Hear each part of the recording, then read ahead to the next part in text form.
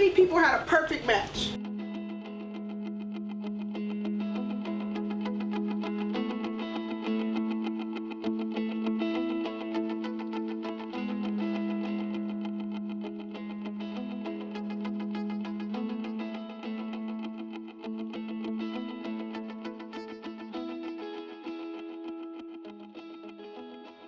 Tic Tac Toe. What do you know about Tic Tac Toe?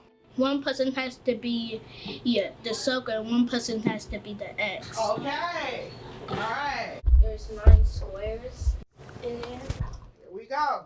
9 squares. So you can go diagonal. Those are great math terms. Third graders in the Techie Club at Westwood Elementary in Warrensville Heights are excited to share their tic-tac-toe knowledge. However, what seems like intervention specialist Rachel Williams' setup to play a simple game is actually something quite different. So here I have a tic-tac-toe board. I want you to write you and your partner's name, and I want you to tell me exactly what you did. So your partner's going to write what they did. You're going to write what you did for your turn, okay? It relates to computer science because it's all about programming. Program is only as smart as the human that programs it. So if it's not explicit directions, exact, precise, you'll come up with a whole different outcome. O won the game. The students mark X's and O's, jotting down their moves, mostly focused on winning, until Mrs. Williams collects their game boards.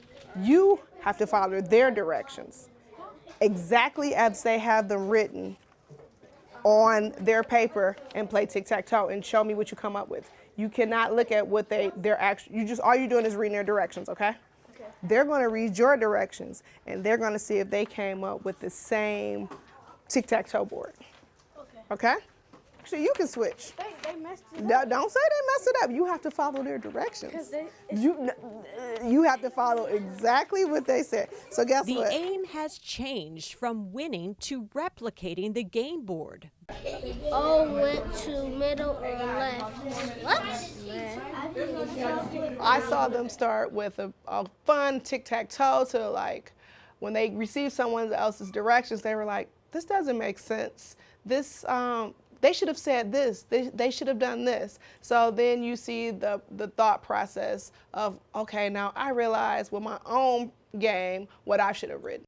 What could they have done to improve on their design? They missed 3 details about where they put it. They couldn't write in complete sentences. They could have said which specific spots to put it in instead of putting it in corner. They're really not making sense.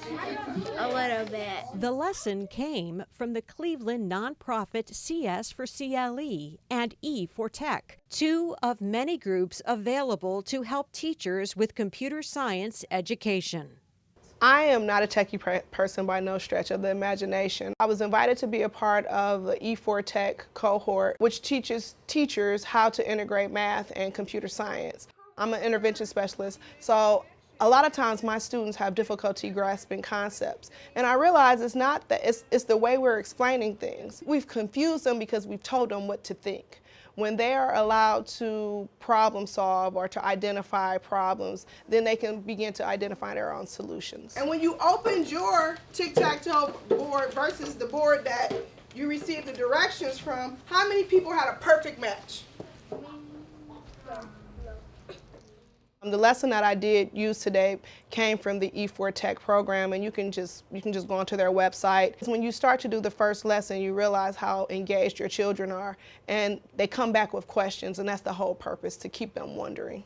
The person who wrote the directions, that was the computer scientist.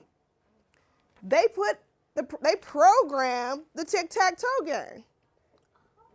So if yours did not match theirs, I want you to go back. You've been given some suggestions about what you could do to make your program readable.